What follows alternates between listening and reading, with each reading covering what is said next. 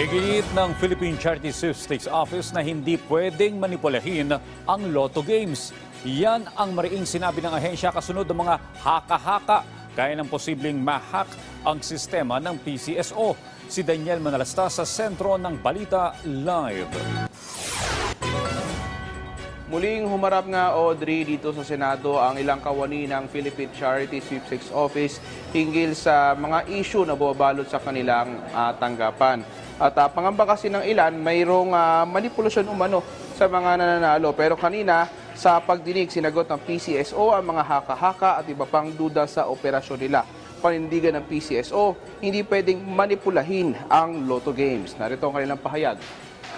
To begin with po, we would like to assure you that you can never manipulate it. Kaya nga po allowed kami mag-bet, Mr. Chair. Even I can bet because it's beyond me, Mr. Chairman. Even if we wanted to, with the system we have po, we cannot. Kaya I take exception na kayang panalunin, no? Definitely, marami pong tataya pag malaki ang jackpot. Yun po naman ang objective namin. So really bring in the bettors. No? Because if mamanipulahin yan, kung kaya pong manipulatin yan, Your Honor, I don't think you had to bet more. Kasi kung ang premise natin ay mamanipulate, I think just 20 pesos will be enough. Naglabas din ng pangamba ang ilang senador na baka pwedeng ma-hack ang sistema ng PCSO. Pinalutang ni Senator Raffy Tulfo ang usapin ng root access at pwedeng palitan umano sa computer ang tinayaan. Pero pinawi din ng PCSO ang pangamba na yan. Yung may root access na tao, papalitan niya ngayon yung 1, 2, 3, 4, 5, 6 at gagawin niyang 7, 8, 9, 10, 11, 12. Okay? And then, yung serial number stays and all. Pagkatapos niyan, ng magmanipula,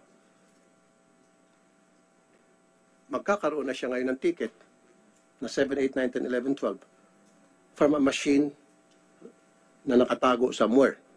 I understand po yung sinasabi niyo, yung meron ng nanalo, tapos hahabulin nila ng panalo.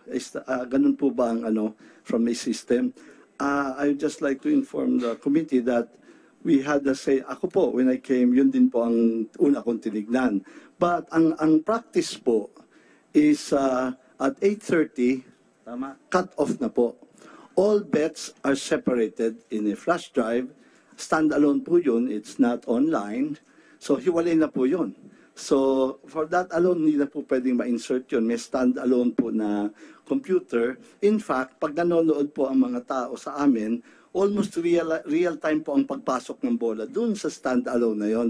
So I don't think it's possible kasi hindi na ho online yun eh. Nasa drive na yun eh. Kaya kami po sa group namin, nauuna po kaming malaman because almost simultaneous po. Paglabas ng number, pindot siya.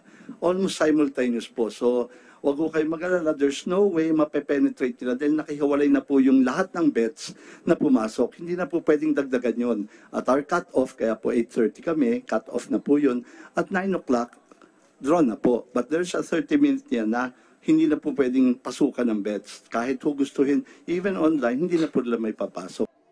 Samantala, Audrey, tiniyak din ng PCSO sa mga senador ang kanilang mga programa para sa ating mga kababayan para matulungan nga yung mga charity, yung mga healthcare programs at marami pang iba para matulungan nga itong ating mga kababayan na nangangailangan. Audrey?